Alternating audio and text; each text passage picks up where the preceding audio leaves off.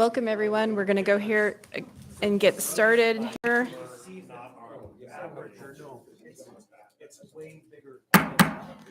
Now call to order this work session of the Anchorage Assembly regarding Holtan Hills. It is Friday, November 4, 2022. We're scheduled from 1 to 2 p.m. today. It's 1:07, so we're starting a little bit late. Thanks for your patience. Our last session went over a little bit. We'll go ahead and start with Assembly member introductions for the record. Pete Peterson. Cameron Perez-Verdillo. Randy Salt. Kevin Cross. Austin Quinn Davidson. Daniel Voland. Forrest Dunbar. Christopher Constant. Suzanne LaFrance. And then on the phone, we have Mr. Rivera. Felix Rivera. Anyone else on the phone? Yes, Jamie Allard. Thank you, Ms. Allard. And then from the administration? Adam Trombley, Chief of Staff.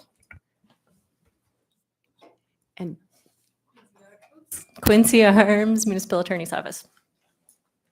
Emma Givney, Heritage Land Bank. Ben Bowman, Municipal Attorney's Office.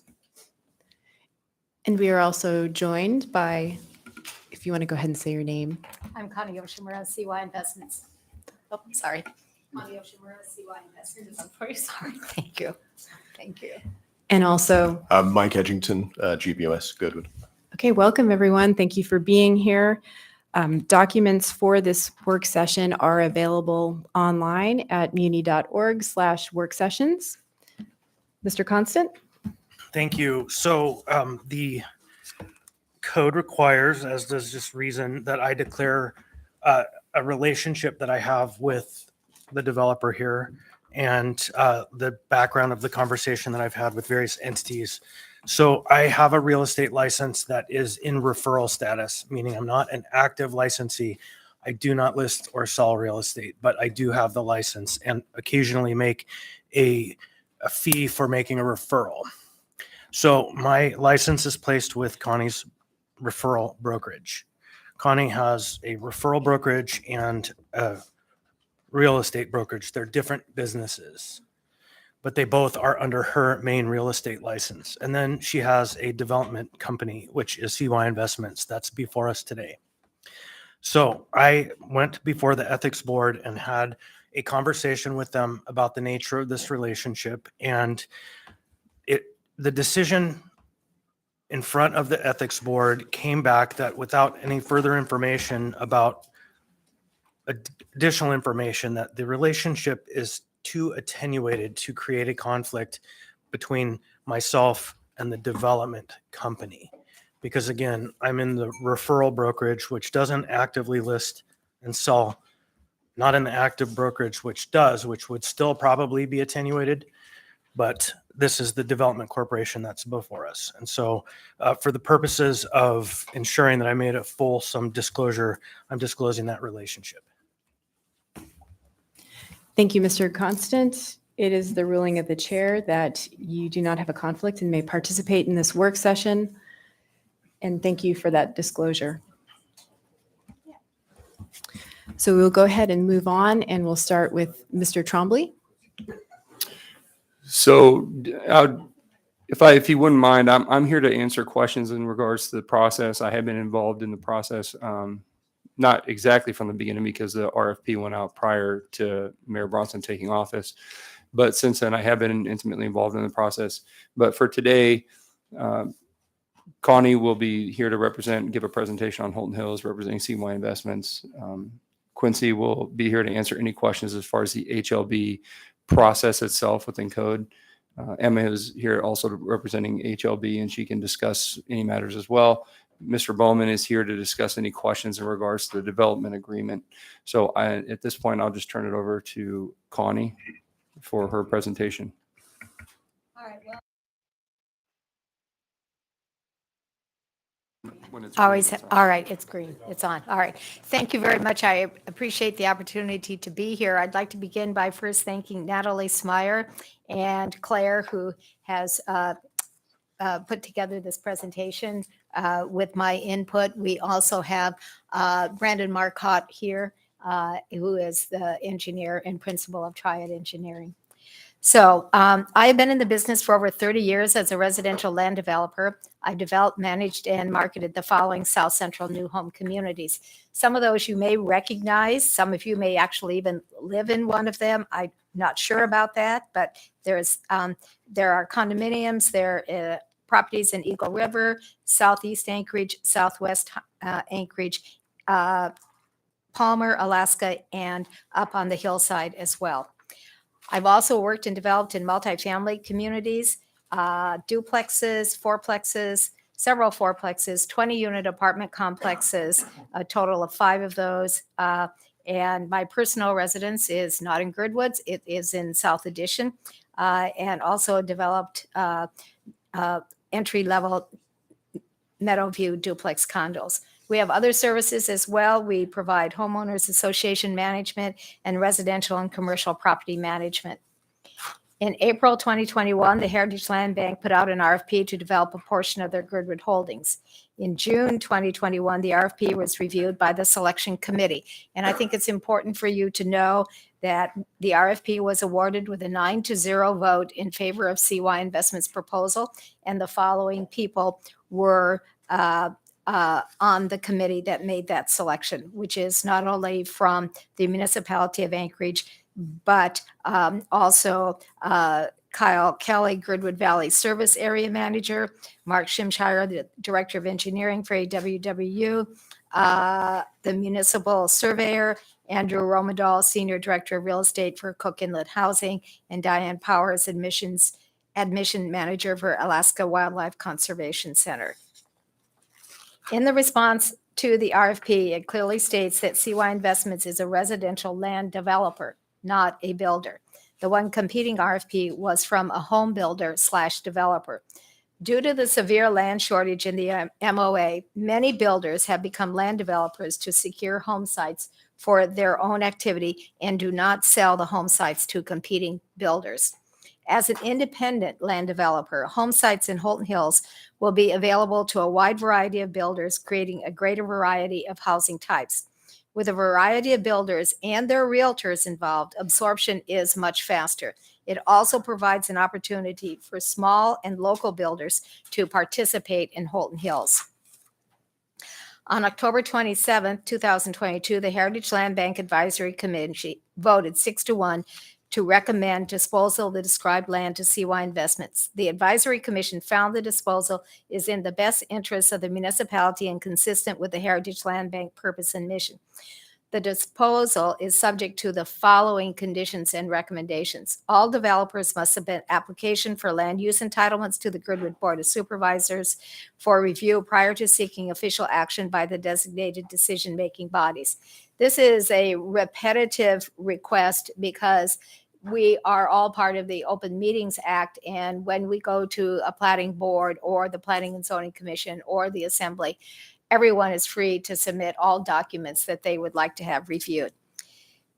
Number 2, CY Investments will restrict the use of any property in Holtan Hills Phase 1 to not include short-term rentals less than 30 days in duration for single-family homes only. And please add that. Well, that's my addition, and I'll talk to that in a minute. With a sunset provision eliminating this restriction when local ordinance is adopted, otherwise regulating short-term rentals.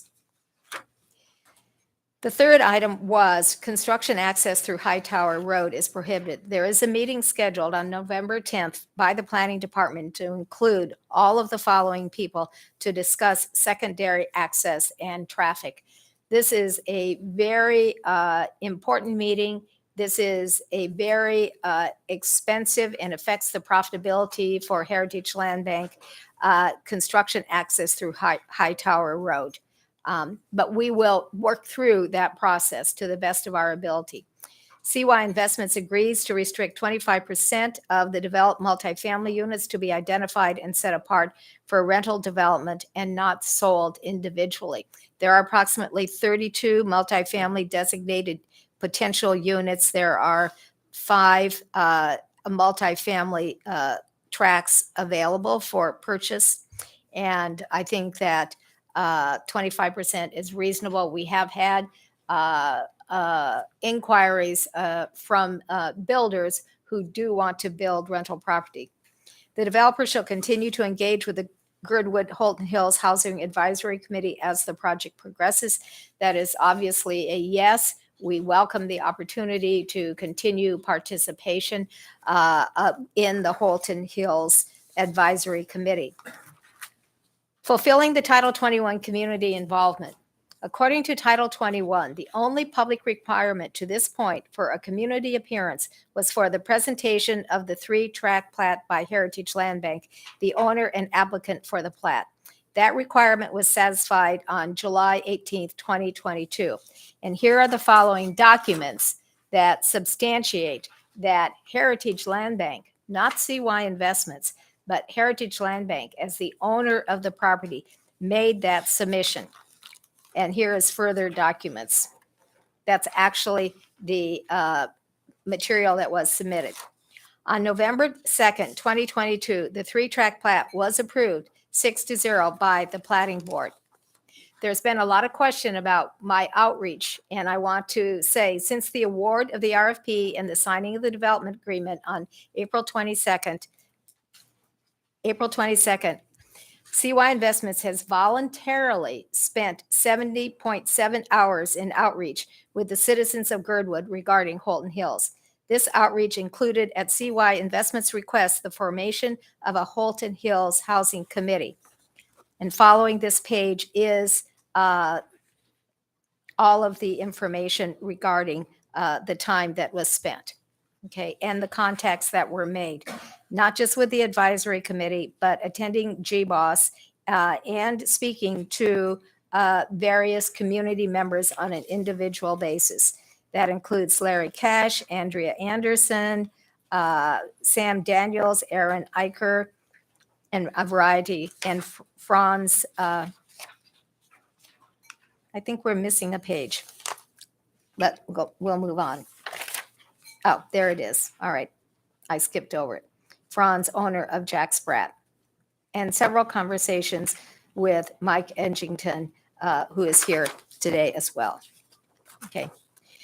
The type of housing is dictated by the width of a home site. So here's our little land development 101 class. As a residential land developer, CY Investments has crafted a variety of home sites that include uphill, downhill, and flat sites.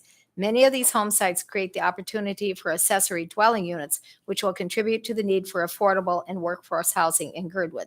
The RFP and our response required an opportunity to create affordable and workforce housing, which this site plan accomplishes. It is up to the builders, nonprofits, citizens to undertake the opportunities created by these home sites. I am not the builder. I am only the land developer. If the next page shows the schematic, it has lot widths and number of lots may vary based on topography, soils conditions, wetlands, and drainage. But if you could continue to look at that, I will describe to you the home site types. So we have 6 large lot single family home sites on the cul-de-sac on the upper northwest corner, plus 1 large single family lot. All right, we have 70-foot wide single family lots. We have 60-foot wide single family lots. We have 60-foot. We have 50. Now, the 50, the single family uphill with potentials for an ADU. Okay. And if I may just pause you for a question from Mr. Constant. Thanks. Can you Yes. orient us to where Crow Creek Road is here? Crow Creek Road On is where the map is so we can orient it. to the north, Right. Yeah. So it's across the top. Yeah. Thank you. across the top. Thank you. So we have single family downhill ranch with potential for an ADU, and then the single family uphill with a potential for an ADU, which would be behind the garage as you build into the hill. We have 50-foot wide lots that are single family, flat, variable, 40-foot wide homes with possible lower levels. And then we have 45-foot small single family homes, which is fairly typical for entry level families.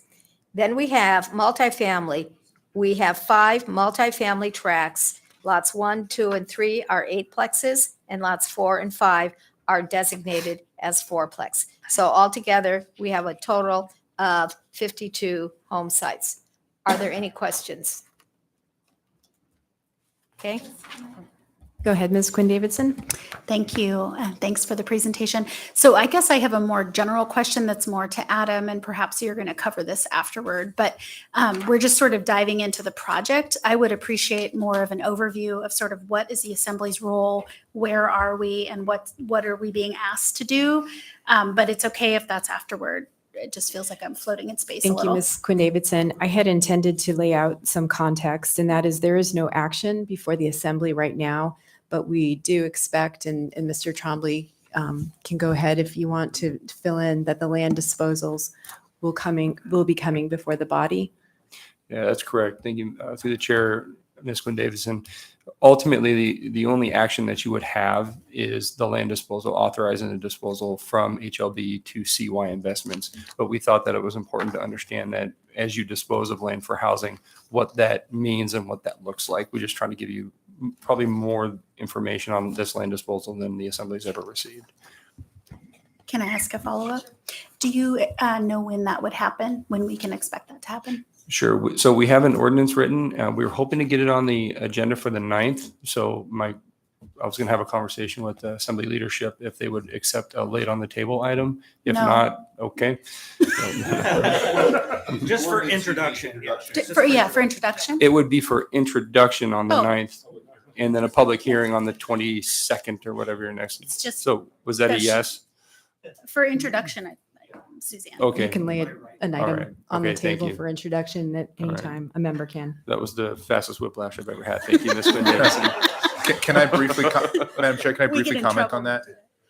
I'll just Yes. say, if you introduce it on the 9th and it's public hearing on the 22nd, there is a not insignificant chance we still won't hear it on the 22nd because that's when the budget, right? So if you want to take a little extra time and introduce it on the regular agenda on the 22nd, chances are we'll probably end up voting on this early December either way. Oh, through the chair, Mr. Dunbar, I appreciate that. Well, I'll confer with legal and see if there's any changes that we need to do to the ordinance. If it's ready, then we'll be okay with laying on the table. But all right, thank you. Can I just say something quickly, Sure. Ms. LaFrance? No, it's not that I have an opinion about this project. We just have really been trying to reduce our late on the table items, particularly of things that have controversy or public interest. So just to clarify, that wasn't intended to say I have a pro or con view of this project.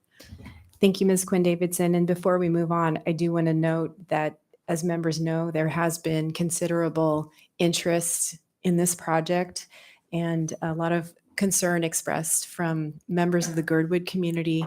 And we will be hearing from Mr. Edgington, who is on the Girdwood Board of Supervisors, after Ms. Yoshimura's presentation to discuss some of those concerns, big picture issues and specific items, and perhaps make some recommendations for action. Mr. Soltz? Through the chair, just a quick clarification, I think for everyone, so fairly familiar with this. This is just phase one of, and maybe just a real quick blurb on the other 2 phases. At some point, if it's, I don't see it in your presentation, but it might be helpful. Through the chair, Mr. Salt, that's correct. There would be 3 phases. This is just phase 1. I don't think phase 2 is completely designed yet. Again, this still has to go before the planning and zone. This will end up going before the planning and zoning to approve the plat. But phase 3 is not yet completed because I don't believe the wetlands delineation is done yet, but that will be done at some point. So more housing units to come. Thank you. And I do want to note that I believe we have Brianna Sullivan on the phone as well from GBOS, and she'll be joining later for the second part of the work session. That's correct, yes. Can Thank I you. ask one more question? Sure. Madam Chair. So if we haven't even made a decision about the property, divesting of our ownership in the property yet, is this just how it works, that it's this detailed? I mean, it seems like we've really gone a far way.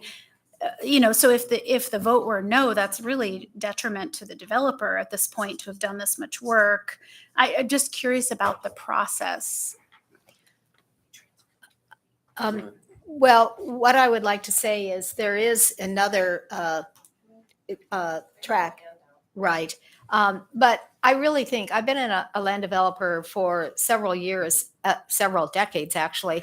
And what I have found to be most beneficial in working with the community is not just a rezone or not just an acquisition, but they really do want to know what's going to be Yeah. built there. That's And true. so we have taken it upon ourselves to go a step further and actually design a schematic. This is not the final plat. We've gone so far as to identify lot widths so we could talk about the various types of housing.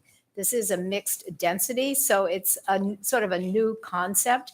And it will go to the planning and zoning condition with a master plan and a conditional use. Got it. May I ask just a follow up? So typically with I don't know what the action is, but the land divestment by HLB or Muni, I'm not sure. I guess it's HLB land. Typically, you wouldn't have this sort of schematic or necessarily even know, much like the rustic goat, right? It was just like we're trying to sell the property, or you know what I mean, the property near the rustic goat. So this, you've really gone above and beyond. Through the chair, Ms. Quinn-Davidson, that's correct, and I think that's because Girdwood is very concerned about what happens, and rightfully so, in their community, and they're very concerned about housing, and without something like this to show them, saying, hey, we're moving towards density, we want to find ways of density. Here's what we're proposing. It is unusual, but being that Girdwood is very concerned, it would be important to share more information and probably do a lot of upfront work. So that they feel comfortable. That's great. And would a rezone come back to us later, or does this not need to be rezoned? So through the chair, Ms. Wood-Davidson, at this time, there is no rezone planned. Okay. It is possible that in the future, where you see the single large family lot, and the 60 on the, in this case, it'd be on the far left part of the screen, there is a section that can be rezoned for housing, but at this time, that's not the plan and right now, but in the future, probably. Thank you. Possible. Thanks, Madam Chair. Thank you, Ms. Quinn-Davidson. Two other members in the queue, and then hopefully we'll get back to the presentation. Mr. Constant, then Mr. Cross. Yeah, to your question, Ms. Quinn-Davidson, there's something that seems to be missed here. In 2021, HLB had an RFP that they put out. There was an actual request for proposals for the disposal of this land to create housing. And the work that went into it was a substantial body of work to put forward a proposal that did begin the actual concept that you see here and get to much of this detail. And I'm sure that we have access through the real estate department to the body of work that was submitted in that process. And so this is unusual in the sense that the municipality put out a request for proposals publicly, laid out the terms that they wanted to see, and then decided that this was the best of the proposals that they received to meet the goals that they set out with. So it is also unusual in the sense that it's so far developed because they were responding to the proposal to let this land be used for housing. So it started a long time ago with a ton of work, and it was defined and refined. And again, Robin Ward, Chris Schutte, Tiffany Briggs, these are all the people who reviewed this process, the first wave. So all of this is the next steps. Thank you, Mr. Constant. Mr. Cross? Yes. Thank you for Mr. Tromley. What assurances are there that the developer, whoever it is, when they purchase land from HLB, aside from zoning restrictions, sticks to the plan or the design that was maybe proposed to the community councils? Eagle River, we have one, an HLB tract that was released. It was sold, or it was informed to the community councils that surround it. It'd be senior housing, and now that it's passed and they own it, that's not what they're doing. They're putting housing, but what they had told the community council. So naturally, any of the neighbors want to make sure that they stick to, or whatever the plan is. Once we've sold the property, what strength do we have to enforce the original plan if dramatic changes take place? Through the chair, Mr. Cross, I would say there's several things that drive it. Any action that goes before say planning and zoning, that there's appealable options. in regards to that, if the community doesn't feel that they are sticking to the RFP, there's always those options. I think there's an obligation to stick to the RFP as you put together your proposal for mixed density housing. I think that probably drives a lot of it.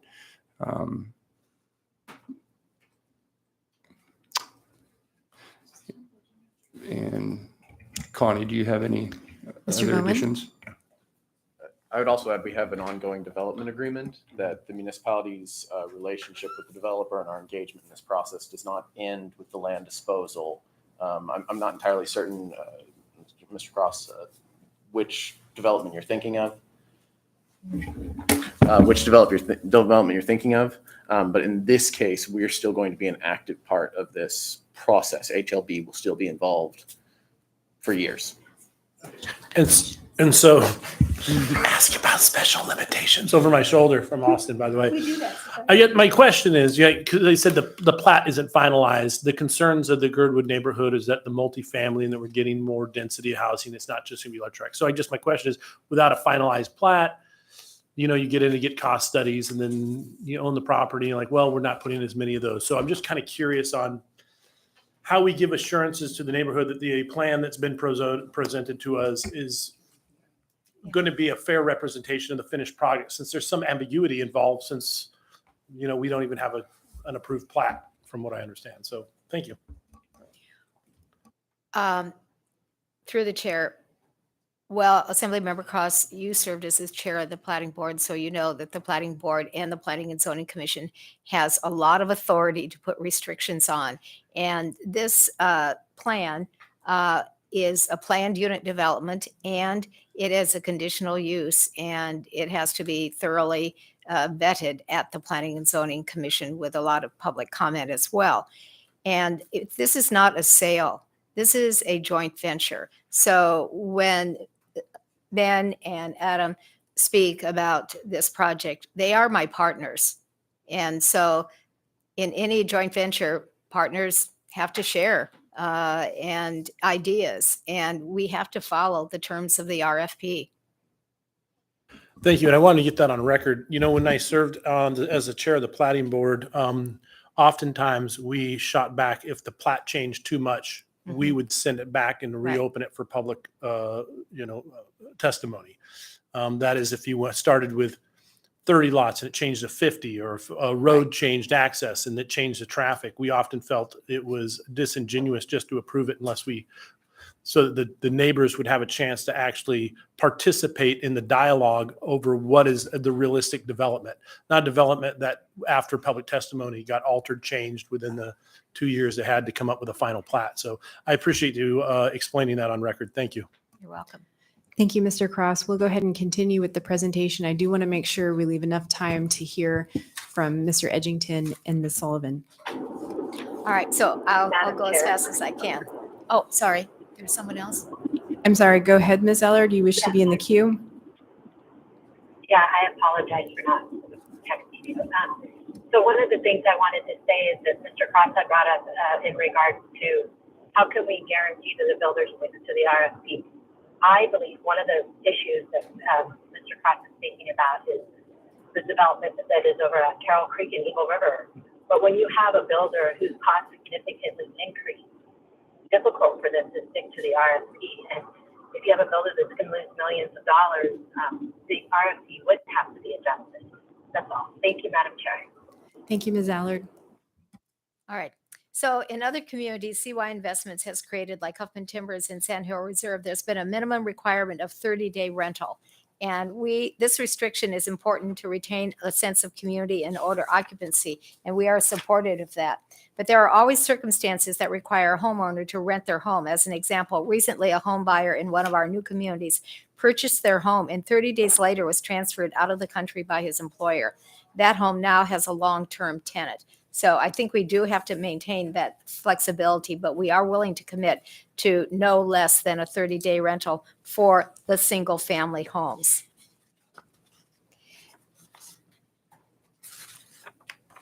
I want to talk to you about deed restrictions, which are a very controversial subject, and I'm sure Mr. Edgington is going to address those as well.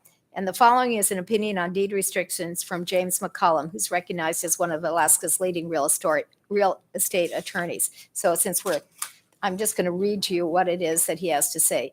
Deed restrictions are a manner of limiting the use of properties similar to restrictions in recorded covenants, conditions, and restrictions, but generally described in simple terms in a deed to the purchaser of the property.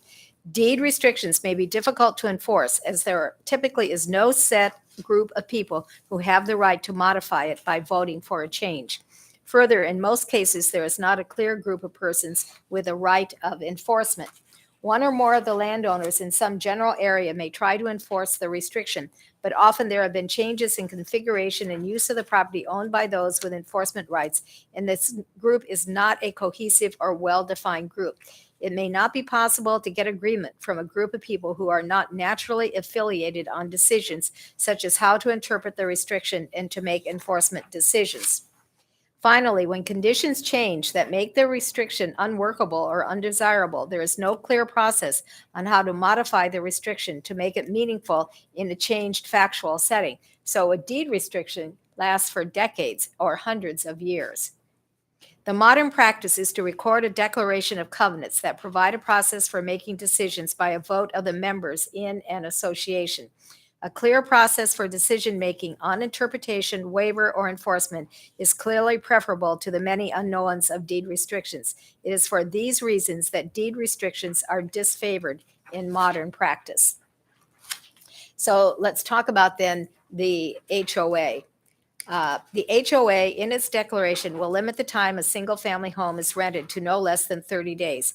In order to eliminate this rental requirement, the declaration would require a 100% affirmative vote from all owners. I can tell you that is impossible.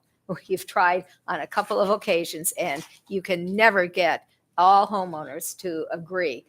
Specifically, I was thinking not in any of our developments, but in trying for Northern Bank, trying to sell the last lot in Chandler's Cove as in a condominium development. It was absolutely impossible to locate and to get everyone's approval on all of those. The condominiums will have a sub-association. To qualify for FHA, VA, Fannie Mae, Freddie Mac, and Alaska housing financing, a condominium community is required to have 50% of the units to be owner-occupied.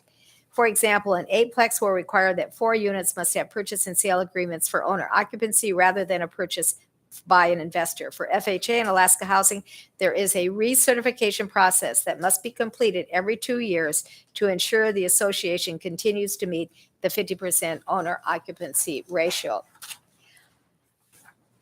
There's been a lot of talk about workforce, low income, and affordable housing. And I just want to bring you up to date on what our current market conditions are, what sales prices are, and what the cost of development really is.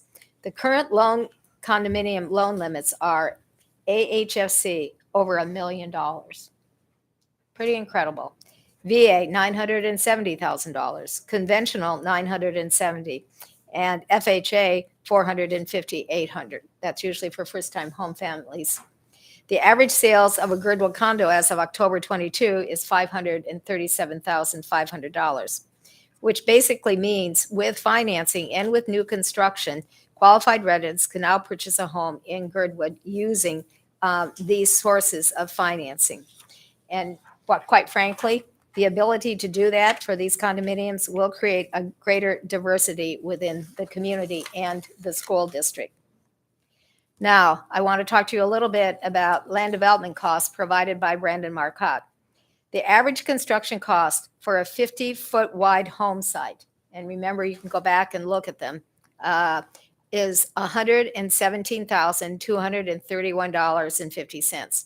This cost does not include land value, financing, the entitlement process, all of the consultants that we've worked with up to this particular date and time, or cost of sale. Considering there is cost, if there is to be affordable and workforce housing in Girdwood, it is time for a housing authority to be established as recommended in the 2006 Crow Creek Neighborhood Plan, which is still in force today. You are not going to be able to build based upon these costs for a home site, affordable workforce low-income housing in Girdwood without having some mechanism for a subsidy. My job as the land developer is to create the lots that will enable the development opportunities for nonprofits, private builders, local builders, individual citizens. But it's not, according to the RFP that I won, it is not my responsibility to build the vertical. That is left to others. I can only provide the opportunity for those types of housing. Thank you. Thank you, Ms. Yoshimura. I have 2 members in the queue, and then after that, I'm hoping to move on to Mr. Edgington and Ms. Sullivan for their presentation. So next is Mr. Solt and then Mr. Constant. Thank you, Madam Chair. So I definitely think Girdwood needs to build housing to help solve the housing issues in Girdwood. And again, it's when we speak affordable, I think we're talking affordable for the workforce because it has unique properties as a resort community. So question, you mentioned for short-term rentals, limiting it just to single-family homes. Why is that? I think you inserted that language. Well, I've always thought of Holtan Hills as a family-oriented community, and from the conversations that I've had, I think having a community that will have families in it and a variety of price points for a single family is going to not just, it will make it more of a community and not just a resort, really, quite frankly. And that's always been my vision from the time that I first visited there. But you wouldn't restrict it to the multifamilies, For, short-term rentals? like I said, in the proposal, 50% of them, in order to maintain financing, have to be owner occupied. Okay. A few more, sorry. I know one of the concerns is using High Tower Road, which goes right through downtown Girdwood as main access for construction. So I guess 2-part question. I'll just ask that one first. Has a traffic study been done on that, or is one required? We're going to have that discussion next Tuesday, I believe, at 11 o'clock. And I'm happy to report back to you.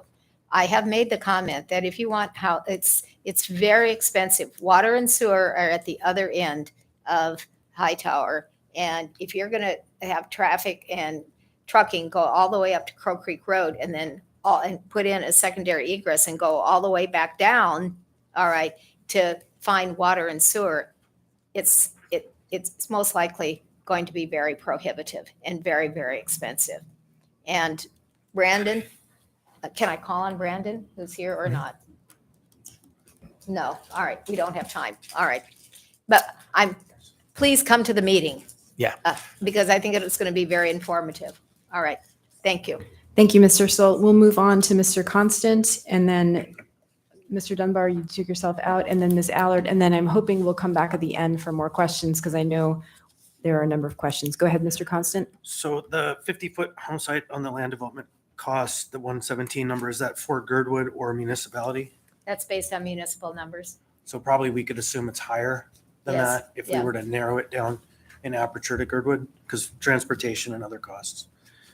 So then just a clarification, I think there's been some mixing of terms. People have been talking about the RFP being binding. That's not the binding element of this. It's the development agreement that's binding. The RFP is the response to our request for proposals. An item that was determined to be the most advantageous to the municipality was then advanced into the process of creating a development. I know this because I do grants work, not necessarily because of my real estate work, but we need to have our terms really clear. The agreement is the binding document, not the RFP. The RFP was the guide. Thank you, Mr. Constant. Ms. Allard? Thank you, Madam Chair. One of the things that I've heard the community in Girdwood discuss how the traffic would be an issue on High Tower Road. But, you know, the medical center just went up and it's been going up for the past 2 years. And I have never heard one member of Girdwood complain about the medical facility going up and how it's impacted traffic at all. So I would recommend that we continue the use of High Tower Road just because of the cost savings, and also that it just sounds a little bit like they're just trying to get a little bit of pushback about using High Tower Road, when in fact it didn't impact the town at all when they were doing the medical facility, which is actually right on High Tower Road across from the post office. Thank you, Madam Chair. Thank you, Ms. Allard. Okay, so, and I know, Mr. Solt, you have other questions, and we'll come back to you after the presentation or the discussion from Mr. Edgington and Ms. Sullivan. Okay, thank you. Can we just, thank you. So while we're getting the presentation on the screen, just wanted to say thank you to everyone for, sorry, I'll get closer. Yep. Thank you to everyone for coming along today. And I know we have a couple of members of the community, I think one, at least member of the community in the audience, and I'm sure many online. There has been a huge amount of interest, concern, and engagement in this process, as Connie mentioned earlier. This is not formally a statement from GBOS itself. I'm just one member, like all of you are individual members of a body. I have worked with Brianna, my co-chair, who is online. I just wanted her to introduce herself very briefly before we dive in. Hi, thank you, Mike. And I think I'm unmuted. This is Brianna Sullivan, co-chair of GBOS, and I have prepared statements. Thank you for taking the time today to listen and become more informed about the proposed Holtan Hills. And due to time, I'll turn it back over to Mike to get started. Thank you very much. Okay, thank you. So I'm going to go through this fairly quickly. There's a reasonable amount of material. I'll skim some of it and maybe come back if there are questions, or we can discuss it in some other manner. If you go on to the next slide, what I wanted to address first is the big picture, the context, why there is so much concern. I've heard a lot of complaints and criticism about, it's a NIMBY response, et cetera, et cetera, et cetera. I don't doubt there are people who don't want development at all in the community, but that is not the primary motivation. We've had a very major housing crisis for a number of years. There is a huge mismatch between the cost of housing and the needs of the local community. And I'll go into a little bit more detail of that later. But this is a huge problem for local employees, for employers, because employees can't get housing. It's not just at sort of relatively low wage service industries. This is occurring in professional industries as well. We have, we cannot get architects, we can't get salaried managers at the resort, et cetera, because of the housing problems. This is not unique to Girdwood. It's a common problem. Obviously, there are housing problems across Anchorage and the country as a whole, but there are some fairly extreme problems in resort communities across the country. So we really have that issue coming in as well. And sorry, just to explain the subtitle, that's the only time I'm probably going to say Girdwood is worse than Anchorage, just in the context of housing. So we go on to the next slide. So I'm using everything, the pain scale everyone loves at the doctors. This is, again, just anecdotal and my impression, subjective impression of where the general pain points are for housing in general in Anchorage. We have a lot of issues around development costs. Inventory isn't great. We have an aging housing stock. The mix of development is perhaps a little biased towards upper end. I hear a lot of complaints from builders about regulatory issue, and ultimately, we have relatively high cost of housing. If we move on to the next slide, from a Girdwood perspective, several of those first few things are worse. One or two are better. We probably have at least for residential, we probably have a slightly better regulatory framework than the Bowl and other areas of Anchorage. We have much higher construction costs, as has been discussed. The inventory situation is horrific. There's almost nothing available either for purchase or for rent. And if we go into the last three new terms, the new items, short-term rentals are a huge impact in Girdwood. I think overall the municipality has something under 1% of housing units involved in short-term rental. We don't have very solid numbers, but it's something like 15 to 20% of housing units in Girdwood. The other issue that doesn't really occur very much in in Anchorage is dark homes. We have a lot of homes which are basically not occupied or rarely occupied. That kind of contrast with short-term rentals. A lot of the short-term rental would probably be dark homes if they weren't involved in the short-term rental market. So it's a very, very different space, a very different market, very different things driving this to the rest of Anchorage. So yes, we have similar problems, but we have a number of additional problems on top. And really, the final point is there's a huge mismatch between the cost of housing and the income distribution of the people who actually live in the community. Do you want me to carry on or wait for? Your preference, Mike or Mr. I'll take Edgington? question. Go ahead, Mr. Bowen. Thank you. Thanks for being here, Mike. I'm just looking at our happy, sad faces here, and in the Anchorage column, when we look at short-term rentals, I don't know if I would have maybe a green on the scale there. I think it's an issue worth exploring here in the greater municipality. Yes. Then I'm also looking at the sad face in Girdwood. And, absolutely, it's an issue that needs to be addressed in a conversation that needs to be had.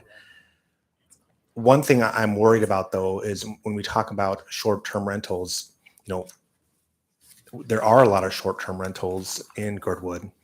But I'm also worried about, some of the opposition to this project, Holtan Hills, or people who have voiced concerns or whatever we want to call it. Is there a motivation there to create a limited entry system?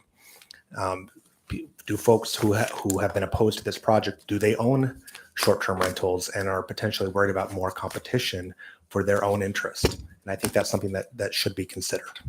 Understood. I do not. I'm speaking for myself. I do not have. I don't have any involvement in real estate except for owning my own home. So yes, I mean there are a variety of different motivations from people within the community, and I can't speak to those. It's a community.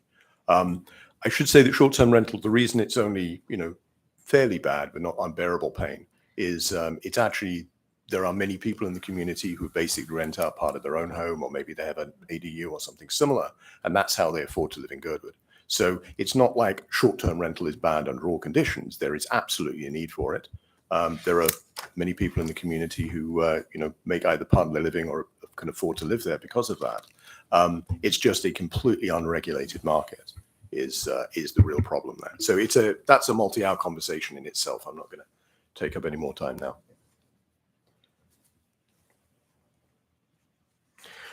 Okay. So yeah, actually, I have one other point on short-term rentals. I think the numbers I saw recently, there's maybe like 2,000 or so within Anchorage as a whole, and the numbers for Girdwood are around 250 to 300 of those. So we probably have 15 to 20% of the short-term rentals in the whole municipality within an area with about 1.5% of the housing stock.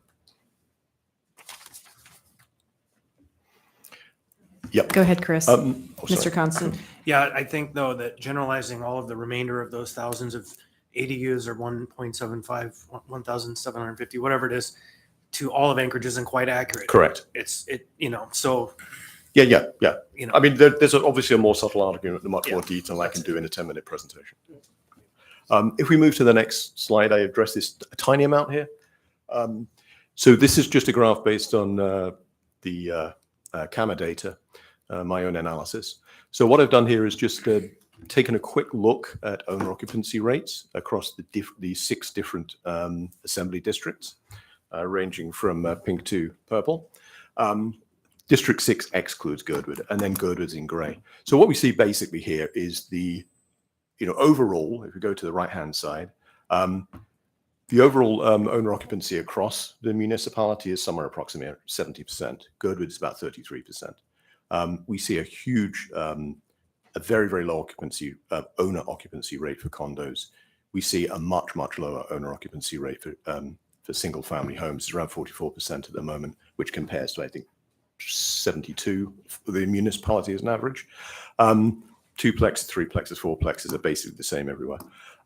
What jumped out at me when I looked at this, and it touches a little bit on what Mr. Constant just said, is we see a lower rate in District 1. So I think there are definitely areas of of the city where there are different housing patterns, and in some ways possibly somewhat similar but less extreme than the situation in Girdwood. So, although I'm talking from a very Girdwood specific perspective on issues here, they definitely percolate across to other communities within the municipality as well. Okay, so main point of this is owner occupancy itself is extremely low compared to the average in Girdwood, and this is really our key problem. So other resort towns have the same issue. Typically, they have a higher owner occupancy rate. It's much closer to 50%, but it's still a problem in other resort communities. So if we go to the next, the general term you see across other resorts is this term community housing. There are many terms that get used: affordable housing, attainable housing. All of them tend to have some problems of causing confusion with other issues, but community housing is a term that's beginning to become more widely used amongst resorts. So the key thing here is it's basically for members of a community, not necessarily members of the community today, but members of the community going forward. So it's people who live, work in the community. Typically, it covers both rental and purchase. And the big difference in resort communities is it's generally a problem across a much wider range of income levels than you see in sort of other towns and cities. So, 120% AMI, maybe up to 150% AMI. I've even seen some communities where it's up to 200% AMI. One of the sort of policies or principles you see in other resorts is this concept of housing devoted to community. The community itself is part of the infrastructure of the community, in the same way as sewers and roads, etc. are. Actually having an amount of housing dedicated to people who live there rather than visitor housing, second homes, commercial, effectively unlicensed hotels, or commercial short-term rentals. That's a critical point. The other thing is when there are forms of subsidy involved, so when you're dealing with lower income affordability, then again, it's perceived often as it's modeled as an investment in the community. So they're the kind of things you need from a community perspective. The market itself, of course, does not provide that at the moment. The market is the highest values, definitely highest sale prices. The offers which are coming from, which are the highest for a sale, for example, are primarily coming from people who are using the property as a second home or a vacation rental or something similar.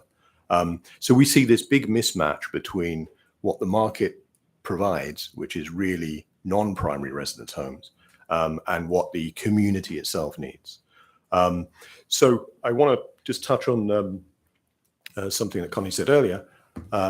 Any of these developments, you really need a mixture of density, housing type, and housing use. And the proposal we have in front of us actually does address some of those. It does talk about higher density. It does talk about different types of housing, multifamily housing, smaller housing. It does achieve some of those things. But ultimately, as I will point out later, it sort of misses some of the crucial points that would be necessary overall. Last quick plug is, in an ideal world, we'd have a lot of this would be in our comprehensive plan. Unfortunately, we have a comprehensive plan from 1995, and it doesn't really say very much about Airbnb, for example.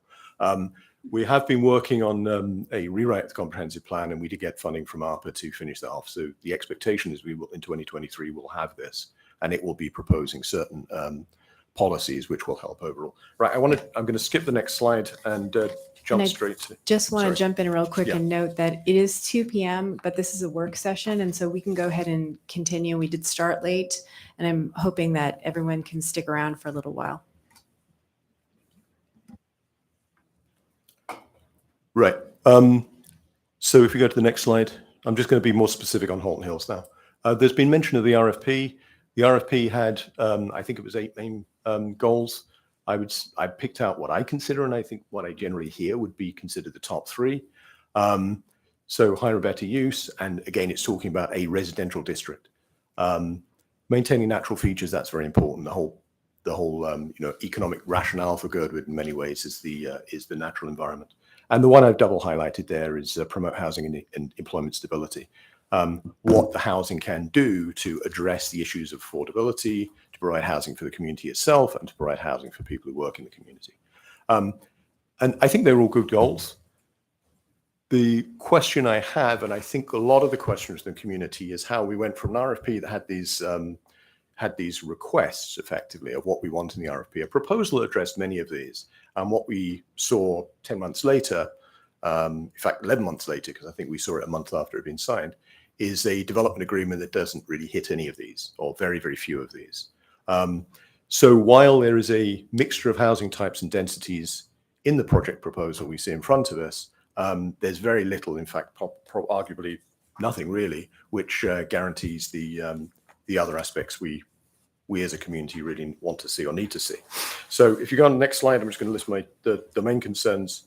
There are a lot of concerns. There have been a wide range of concerns, a lot of them around process and perception of lack of community input. It's not necessarily over the last 6 months or so since CY Investments has been able to talk about it. It's really the lack of community input between the RFP, either around the RFP or since the RFP and the development agreement. And as we're discovering now, the development agreement really is the document that drives a lot of this. It's not the RFP. It's not anything which was public. It's this document, again, we didn't see until a month after it was signed, signed at the end of April, we saw in May. The other concern, I think, is, or one of the other concerns is that the RFP itself, the whole purpose of this is to produce housing, and all the legal restrictions and requirements are about the land development process.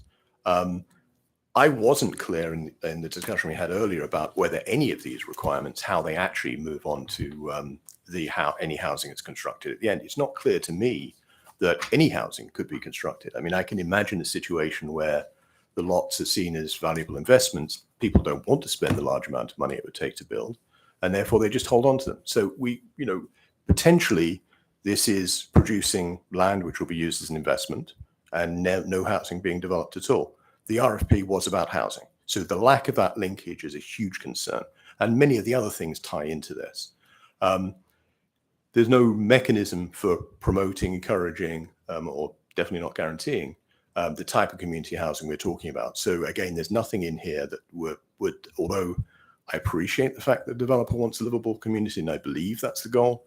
What we've seen in other communities, in other resort communities, is when land is developed and building and housing is created with no encouragement or restrictions on how they're used, they become second homes or potentially short-term rentals, etc. They do not become lived homes in the community. And I just want to touch as well on the issues about long-term regulatory frameworks. I understand you can have an HOA which has a requirement to can't change rules unless you have 100% of the vote, but there's nothing that makes the HOA enforced. The HOA can just decide to ignore the rules. Nobody else except the HOA itself is in a position to enforce them. So it's a completely voluntary enforcement mechanism. So if you have a bunch of initial owners, or maybe it's the second and third owners who just don't want to enforce the short-term rental restriction, they won't be enforced.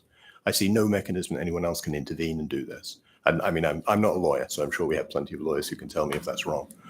And the other issue, the other concern I've had, and I think many people have pointed out in previous conversations, is again, I appreciate the information about FHA and the non-conventional loans. There isn't a single condo development in Girdwood or condo building that has anything close to 50% of owner occupancy. They are all, I think overall we have 13% on average in condo buildings. I think that the largest we've seen is like one owner living in a condo which has 4 units. So typically it's much, much lower. So in many cases, this just isn't a meaningful restriction, isn't a meaningful control. And then the last thing is, again, in contrast with other resorts where these problems are being addressed more effectively, is there's really nothing coming from the local government to help the housing needs here. There's no discussion about, there's really no offer of anything touching on affordability. There's most of the discussions around this, we've found that I wouldn't say HLB have been resistant. I think HLB have a particular set of goals, and they, maybe it's a structural and statutory requirements they have, but it definitely has not felt like a partnership from a community perspective. I'm very close to the end. I've got one slide. I just want to say next thing about community risks. One question I've also heard is, well, let's say this housing goes ahead and it does end up all being, vacation homes and vacation rentals, etc. What does that really hurt you? And the answer is yes. We have a very limited amount of land available for development. There was an analysis done recently, which is where the map comes from. Approximately 230 acres, which are generally suitable for development across Girdwood. So we're talking about maybe 20-30% of that being allocated to this project. And this may be the only project which we see in the next 5-10 years, only large project. So what we're effectively doing is, if this doesn't achieve the community's goals, I hope it does, but there's no guarantee it does. There's no incentives or restrictions to stop it from going a different way. Then we end up with the situation of we've used up a lot of this non-renewable resource in terms of land. So it's at best it's a missed opportunity, but in practice, it potentially significantly limits the options we'd have in the future to try and do the things that are necessary for the community. And the second point there is that as we increase the number of residents or even just visitors, it also increases the demand on local services. And if there's nothing done to provide housing for local employees, then we end up again in this sort of this spiraling situation of services can't be provided locally when there's a higher demand for those services. Finally, slightly political point, but we have got to this point by relying purely on market-driven solutions. And what I'm hearing generally is, well, the market will solve these for us. I appreciate the optimism.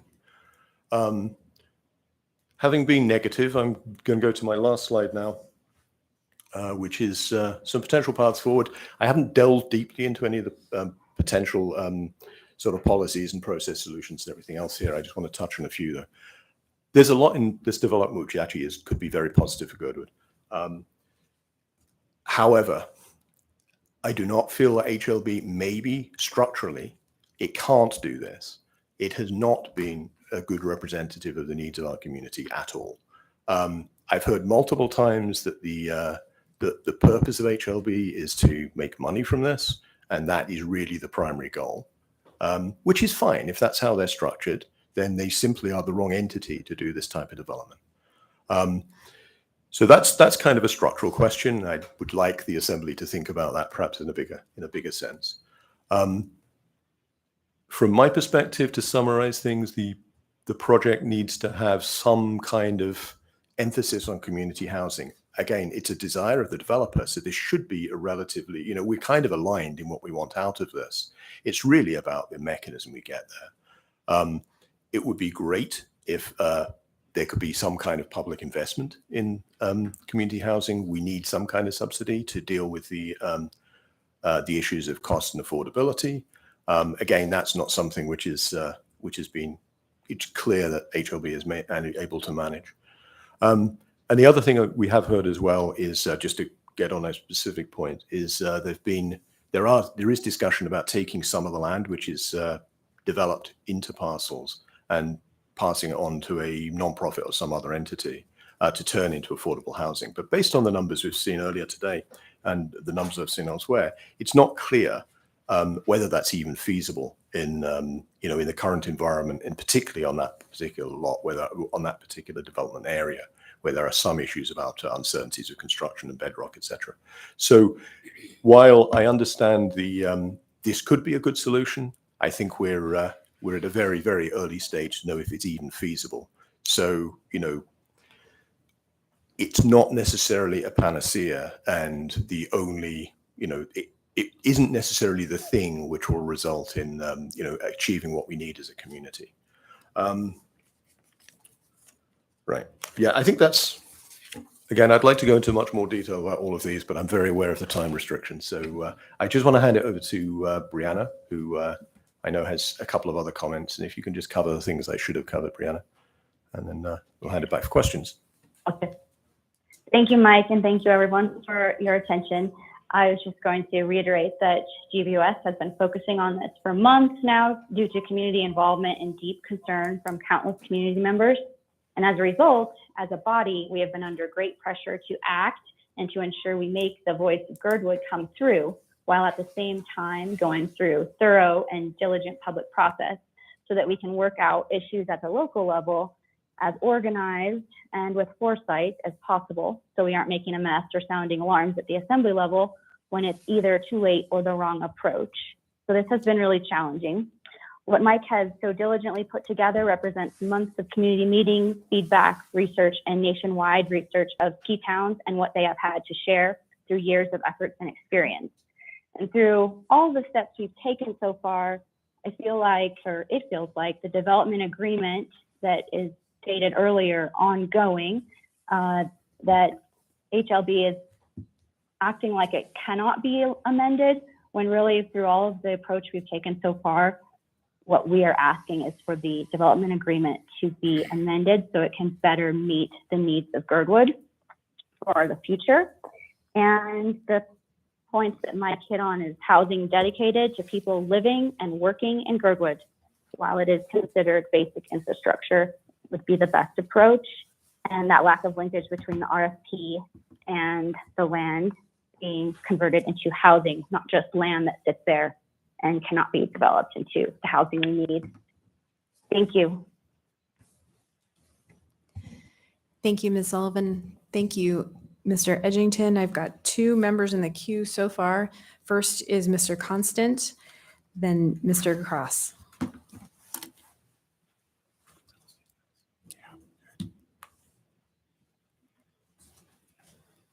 So I have a question probably for the attorneys. And I've talked about this with some folks before.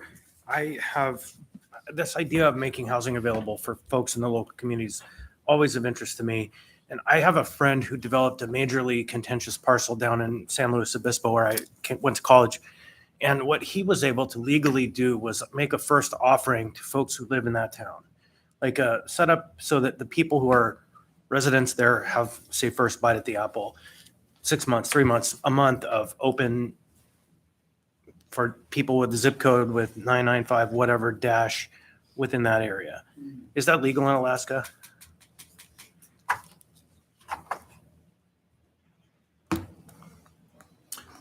Through the chair to Assemblyperson Constant, I'd actually have to get back to you on that. So the point I'm just there is there has to be a way to ensure that the folks in Girdwood have an opportunity to buy once this is developed, that they should get some kind of benefit that this is in their neighborhood and they're trying to be supported and served there. Because I understand rationally that the fear is this again becomes all outsiders picking up all of this land.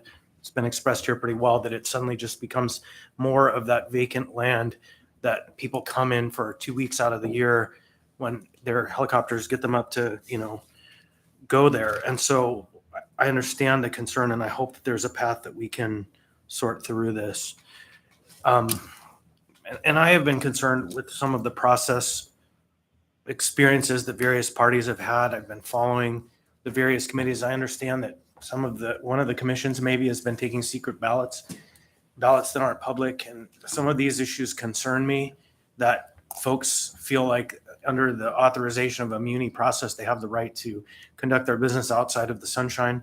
And so I want to make sure whatever is going forward, those processes are as clear, open, and transparent as they can possibly be, because those are the kind of things that are going to slow this down and make it impossible.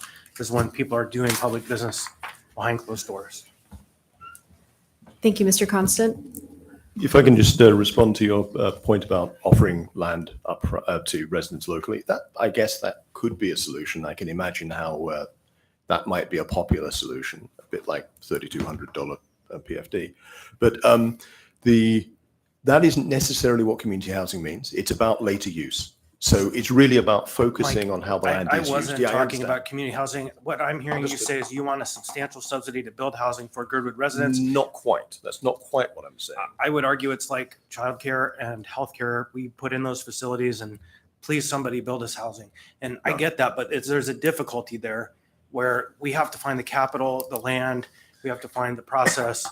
And so it's like, it's hard. Yes. I mean, if we were in a position where we had we had local government at the size of the community where the problems are most pressing, there are many solutions which have been used elsewhere that we could look at. We don't have that capability. We're 1% of the municipality population wise, and we're asking you to spend effectively quite a lot of your time and effort, for 1% of the population. That's not a realistic ask.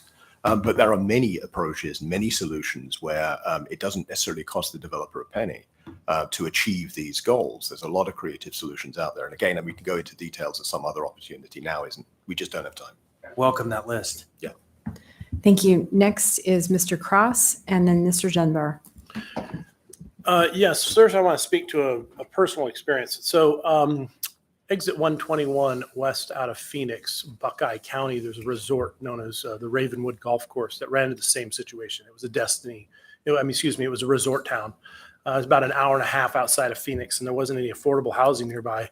To add on to the complication, it was a 55 and plus age community around it. Now, imagine trying to, even if you did build it, you had to be 55 years or older in order to even buy a lot. And even vacant lots start out like $300 a month for HOA dues. But what they allowed them to do is they allowed, as they built residence, they wrote into it, they allowed rental or to be built into the residence. And the thought process there was, we put the cost and burden construction on the higher end homeowners who are buying houses in a resort, but allow a percentage of it with minimum 30-day rents or whatever that looks like for long-term rentals. And by the way, that was the answer. Big money came in and bought up houses, but they left part of their position. Even if they were only there 6 months, it made sense to have somebody watching the house, somebody who lived there locally, working at the golf course and stuff. And they resolved a lot of their, and that area just flourished. I see similarities there. As far as the HOA not maintaining that and stuff, what you have is the HOA, how you look at it. And the only thing I would think is that the HOA is basically like a community council of property owners. And if you don't like the way your HOA is running and you don't like the way that they're doing that, then it's the right of the property owners to get involved and say, hey, you're not policing these things.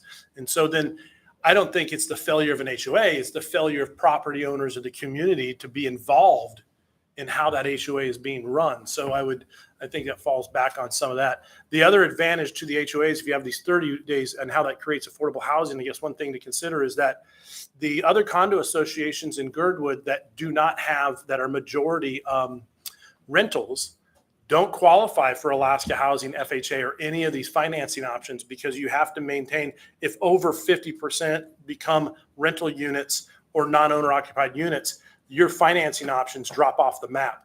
So I think the other incentive there and why some of these restrictions and deed restrictions would benefit and create affordable housing is they have to maintain a majority of owner occupied properties. So some of the things in your presentation makes perfect sense, but I just see a couple holes there, things we got to look at. Particularly if the intention here is to create affordable housing, then the weight and the cost and burden of that should be on people who can afford development in an expensive area. So, yes, that makes sense. So Yeah. just one quick point about the condos. I said there is not a single condo building in Girdwood where it reaches 50% of owner occupancy. So I appreciate that in principle, this could be a factor. In practice, it just isn't. It's not a relevant factor. It just isn't doing anything. Unless there's somehow they're created in such a way that, whoever the third party who actually develops the housing prevents any kind of conventional financing. You could write into the HOA rules and documents that the HOA at all times must comply with FHA and VA occupancy requirements. I would just make sure that they write that into it. If that's a requirement and it's done at that level, then as long as there's a mechanism to enforce it, I think the problem with HOAs, and again, this has been seen in many other communities, is it's the people within the HOA who are deciding which of the rules get enforced.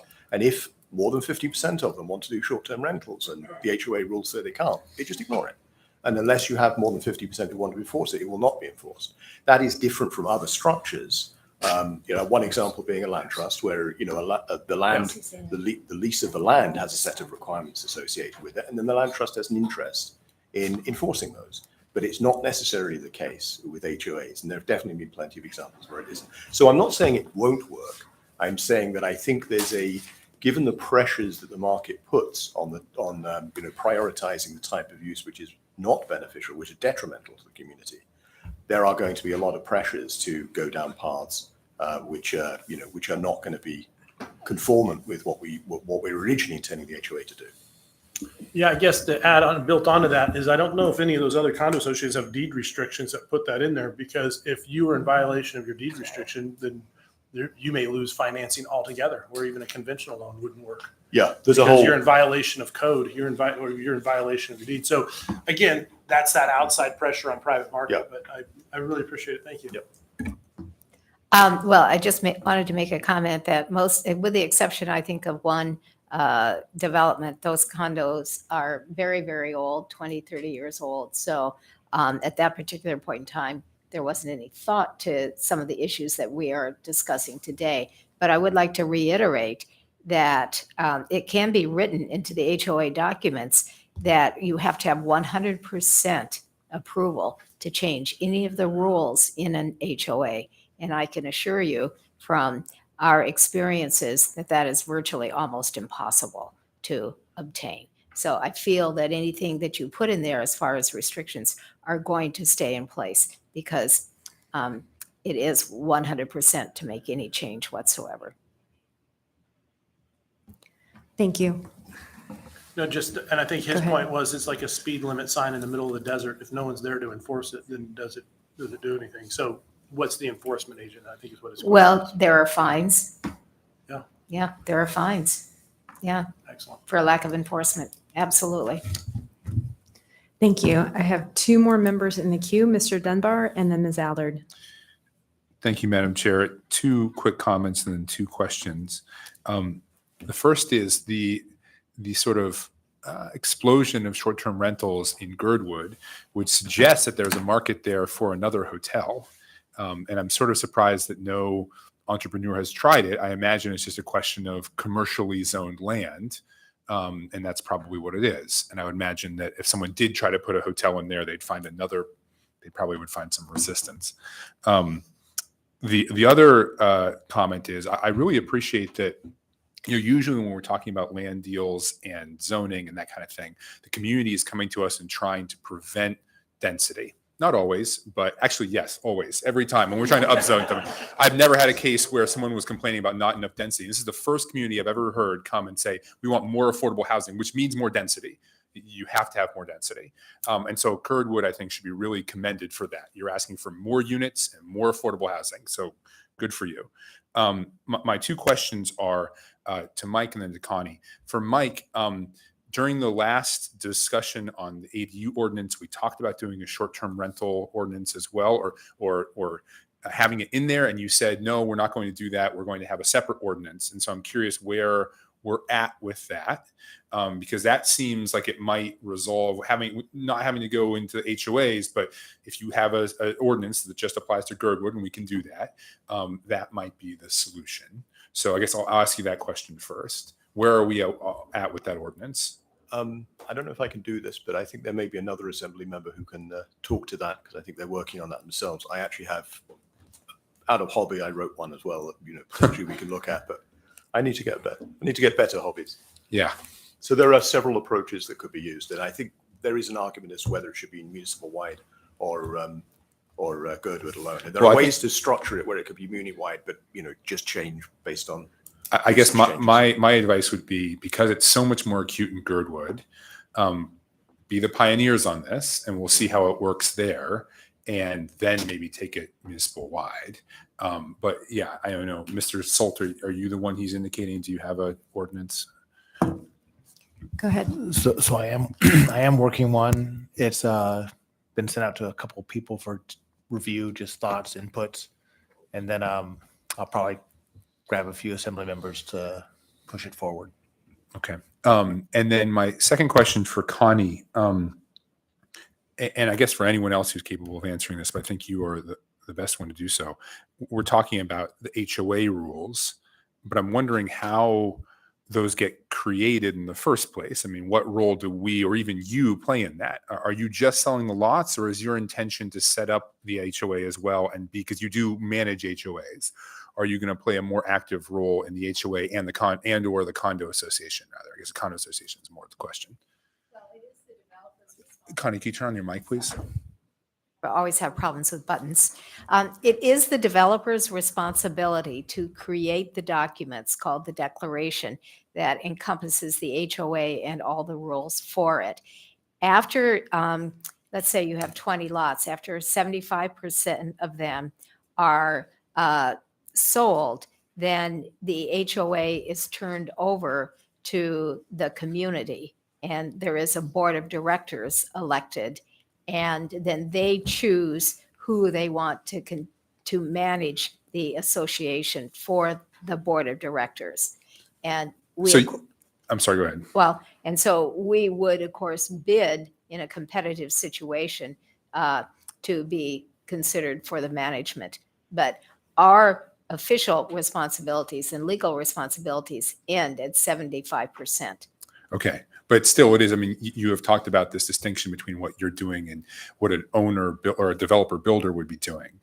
But you still have this responsibility. You know, other people might be building these homes or building these condos or other kinds of multifamily. But as a developer, you will be setting that initial framework for both the HOA and the Correct. condo association. Correct. Okay. Thank you. Thank you, Madam Chair. Assemblyperson Dunbar, through the chair, I'd actually like to clarify that is a requirement of the developer in the development agreement. That's a task that she is required to do, is just set up and establish the HOAs. Thank you, Mr. Bowman. Next in the queue is Ms. Allard. Thank you, Madam Chair. There's a couple of points I wanted to hit on. One, when Connie was speaking in regards to there's fines that could be paid to an HOA, I'd like to also reiterate, it is the nature of the beast, but people do sue their HOAs. I mean, it happens. And so nothing is guaranteed. There is steps that have to be taken if individuals believe the HOA isn't being followed through. Then the other comment about what Mr. Cross had said, that you have to have a certain amount of primary residence within a condo community in order for VA or FHA to lend. So when you're starting off with this brand new community, they're going to say how many are going to be primary residents, because not everybody is going to be able to do it. And VA and FHA do help those in the affordable housing area of things. And then another comment I would like to also put in is that we have to be super careful when we are doing this, that we don't violate the lending laws, or I apologize, the housing laws, because although people think that discrimination is only based on religion and skin color and other avenues, it's not. There's also this little part that is a sublet of the federal government that says you can't discriminate against someone based on what they make. So unless they qualify, of course. But I mean, if you have somebody who flies in with a helicopter, you can't say, excuse me, but you can't buy that home. You can't do that. You have to be very careful on this. So I just wanted to remind, as we're discussing this, there's laws that we actually have to follow as far as housing guidelines. Thank you, Madam Chair. Thank you, Ms. Allard. Mr. Constant? And one thing I'd like to point out back in the proposal, the home site types, it's kind of lost in this conversation. There are 52 lots essentially in the drawing, but in the multifamily, there are 32 units. So if you think about it unit per unit, it's actually more than half of the units are in the multifamily, right? And so in some ways it does actually achieve that goal, never to the right amount. We want more, but if I look at it at units, the home sites is one thing, but the units is another thing. There's 32, 33, 34, 35, 36, 37, 38, 39 units. Most of them seem to be small scale and affordable. I don't know if they're to be purchased or to be leased monthly, but it seems like there are, within the context of this development, Yes, that's correct. a number of units. I would might add that column. Thank you, Mr. Constant. Mr. Bullen? Thank you. Thank you. I just want to follow up on that. So maybe this is a dumb question, but I think earlier, Connie, you said something along the lines of, this is sort of laid out and then the builder's going to come in. How much flexibility do they have on these prospective lots that are marked multifamily? And I think we've said number 4 and number 5 are up to 4 units. And then 1, 2, and 3 are up to 8 units. So they can't build more than that. Okay. Because I thought earlier you said something about, well, if they're going to build high, that's up to the builder. I mean, these multifamily, could you have a builder come in and then on the multifamily number 1 spot only put in 2 units? Or do they have to put in 8 units? And so when we're saying 32 units, I mean, that's sort of a best case scenario, I think. Thank you. So we actually have gone a little ways and looked at the size of the lots and the setbacks that are required in a multifamily zone. And we have been able to determine that 8 units, and even the middle one would probably, due to some fingerling wetlands, probably have to have 2 fourplexes. So we've gone ahead and done some of that. And then at my own direction and cost, we actually did hire an architect from Girdwood to design an 8-plex to see if it would actually fit on those lots. So you have to take the square footage of the lots, the setbacks, the topography, and all of those things to consider. But they're uphill. So basically what you have is you have a stall garage going in off the driveway, and then you have 2 floors of 4 units each. And the nice thing about those is that each one is on a corner, and so you do have lots of nice light as well. So they're about 1,000 square feet, and they're 2 bedrooms, 2 baths, and they're suites with a bedroom and bath on each corner. And then one of the units would have space for a study or a den that could have a couple of bunk beds in it, and they each have 2 baths. Okay. So we know that they'll fit, okay, but it's not for me to build them. I don't know how to do that. Sure. I appreciate that. Thank you. Can I just briefly follow up, Madam Chair? I think for me, what I hear, I think the subtext of what Member Constant is saying, and also Member Dunbar pointing out, we have a community asking for more density, which is perhaps a rarity. From my own perspective, I'd like to see a little more of this pink color going through here, that nice salmon pink. And I hope that if this project does move forward, that it is, that it does embrace that density, and that we get close to a proportion. It sounds like we could accurately say, well, 32 multifamily units is a maximum here. It could potentially be far less, even as laid out on the schematic. So yeah, I hope that we can embrace that density, because it sounds like that's sort of what the community wants. Just my 2 cents. Thank you. If I could make just one comment. Real quick before you do that, I had my math wrong. It was 47 single family and 32 of the Max. multifamily. Okay. Max, right. So I just had my table wrong. The Olive Group, there is nothing that prevents any of these single-family lots from adding an ADU, which then I consider multifamily, and to a very nominal level. But, when I think of that ADU, I don't necessarily think of a mother-in-law. I think someone that's working, so to speak. There shouldn't be a restriction that it has to be a family member or whatever. So whether it's an efficiency or a 1-bedroom or a 2-bedroom, I would like to strongly encourage, but I think it's difficult to say, if you buy one of these 50-foot wide lots, you have to put in an ADU, where you can't do that. But they are designed to encourage that.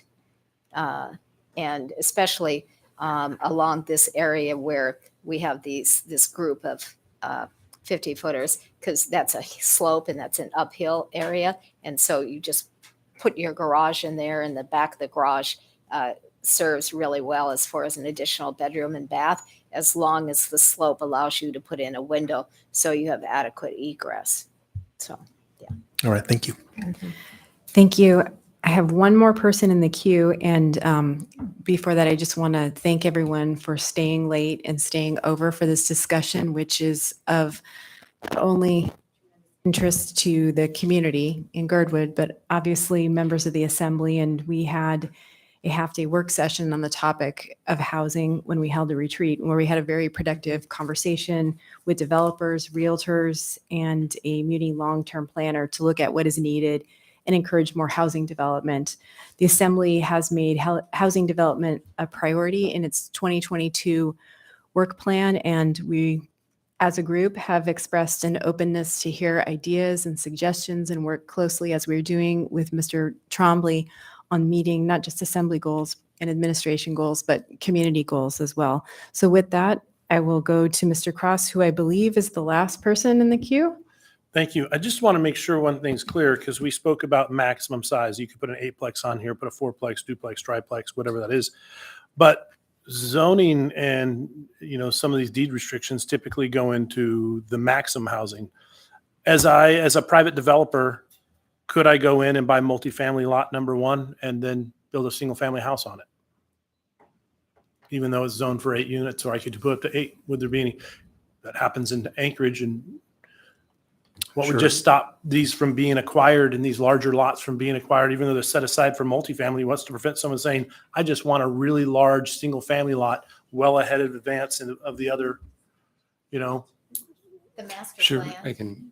I can address that. So this is a phase unit development, which is an avenue set out in Title 21. And when you go through a phase unit development, that is a very restrictive in what you're allowed to do. And so when you put together your phase use development, you usually identify what you're going to have in those areas. And so you have to meet those requirements. So what you're saying is that you can't take an 8-plex lot and build a giant home on it. That's what you're saying, is that the Yeah, that would phase be the fear, because once the Right. developer, the phase unit development prevents that. All right, excellent. Thank you. Thank you, Mr. Cross. All right, well, thank you all for participating today and for your time and for the productive conversation. Again, we don't have any items for action before the assembly yet, but we expect to see a land disposal soon. And with that, we are adjourned.